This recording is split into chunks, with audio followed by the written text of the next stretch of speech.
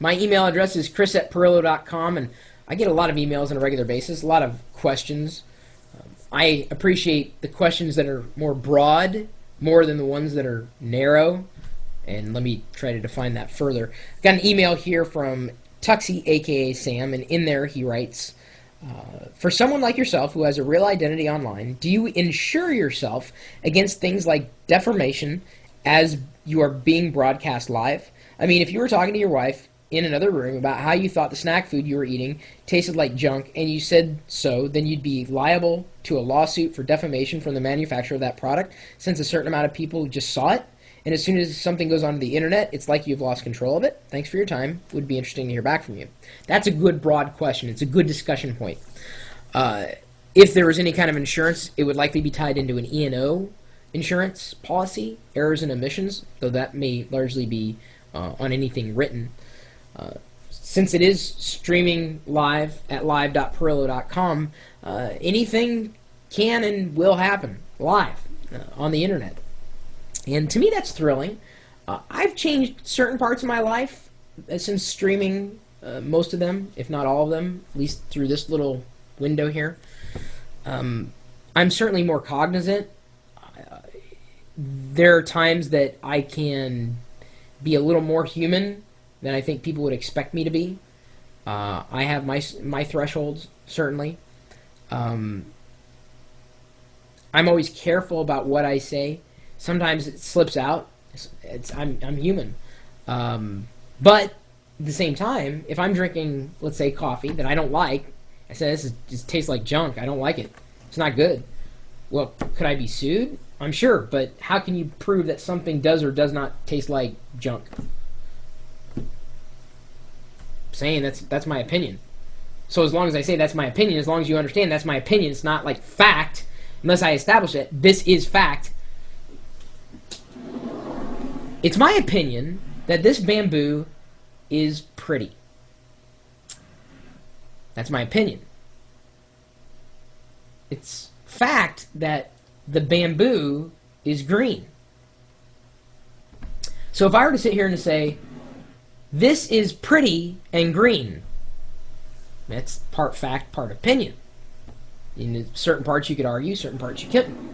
So as long as you're not representing what you're stating as flat fact, you should be okay. I'm not a lawyer.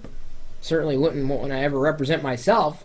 I know I've said some things on the live video stream that wish I would have muted before they had leaked out of my mouth, but in fact, there was something that happened the other day where I had my TV tuner running on my desktop, and it was on Showtime, and apparently they started playing some kind of show that, I mean, I had it was like postage stamp size. It was like nothing, so it was like, but they started playing something that people were able to make out, and probably wouldn't have wanted to share that with the world. I wasn't rebroadcasting anything. Like, there's nothing like high quality or anything. The volume should have been, turned down low enough. But, I'm just live casting. And that's generally why I won't play any, media that I don't have the rights to play back. And certainly not, with any amount of, premeditation in it. This is my home office, and I've got the video camera going. Some people get frustrated, though, because I get so tied up in working, and it's especially this past couple weeks trying to launch gnomedex.com and working on GnomePal and LockerGnome.com. It's been very stressful on me. Very, very stressful. And Ponzi has been very, very supportive in knowing that I am pretty stressed right now because of this. Very, very supportive, and I really appreciate that from her. And I appreciate that from the chat room, too. But I don't have any insurance other than what I've already covered for LockerGnome and the stuff that I've written. I'm always careful.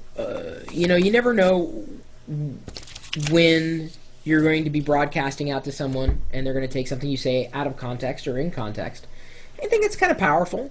I choose my words very carefully, and yes, there are some times that I am human and slip up, but generally speaking, I do my best to live life so that I have absolutely no regrets. And being on live video, it's pretty much the same. I don't do anything that I would regret, or try not to do anything that I would regret. Not to say that everything's staged, because it is kind of like a live video. You never really know what's going to happen. I'm sure that there's likely an insurance policy that would keep me protected, and I'm sure some lawyer would try to document something and initiate some kind of terms of service with a live video. Of course, if you're watching the live video or listening, then you're kind of agreeing to it. You can always close the browser window. You have that choice. And even at 3:30 in the morning, 646 people are choosing to stay with me, and I appreciate that. They know that you never know what's going to happen. So it's an interesting thought, but I think it boils down to presenting yourself as genuine, being true to yourself and to the audience, and not saying anything that you would regret. That's just me. I'm just one person out there in the sea of people. But I'm curious to know what you think, or if you have any other broad questions to ask me that I might be able to make discussions out of. Certainly like those thought-provoking emails more, just because it gives us something to talk about that we don't really talk about all that often. Really, what are these implications of live streaming? Would you ever live stream? Even in the videos that you do, I mean, how do you do them to protect yourself from, any kind of problem? I mean, because problems do happen. I mean, I've said things that really have upset a lot of people. That's inevitable. In fact, the story I have with that before I close out is kind of a funny one. When I started Locker Gnome, this newsletter that still goes out to about 120,000 people from around the world, when I started that, I had said something in an email, the newsletter, that upset one person, and he came back and he was just ripping me a new one. And I was talking to my roommate at the time, and I said, I feel bad. He says, why do you feel bad? And he's sitting there eating his popcorn. I'll never forget it.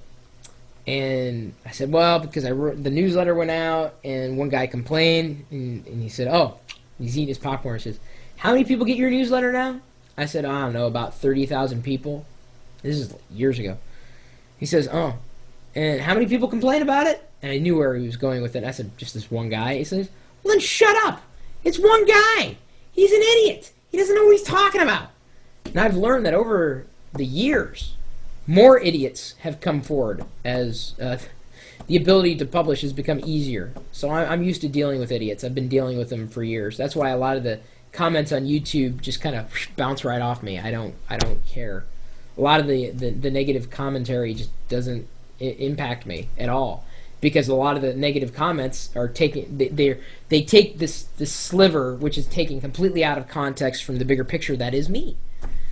So anyway, how do you guys deal with idiots? Yeah, I mean, and I define idiots as people who come in and say first, in a video comment somewhere, so whoever posted first in this video, you can go ahead and you have my permission to call them an absolute idiot.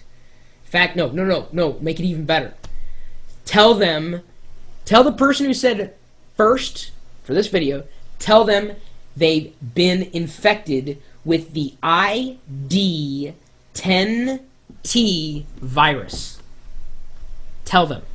The person who put first for a video comment here for this video, tell them they have the ID10T virus.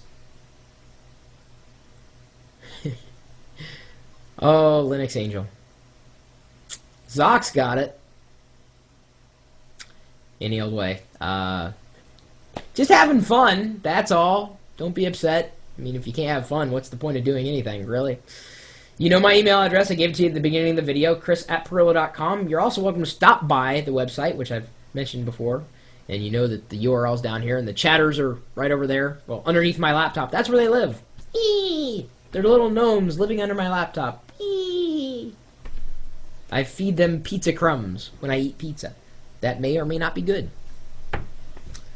Anyway, you're welcome to stop by anytime. We're typically talking tech 24 hours a day, 7 days a week at live.pirillo.com. We'll see you later.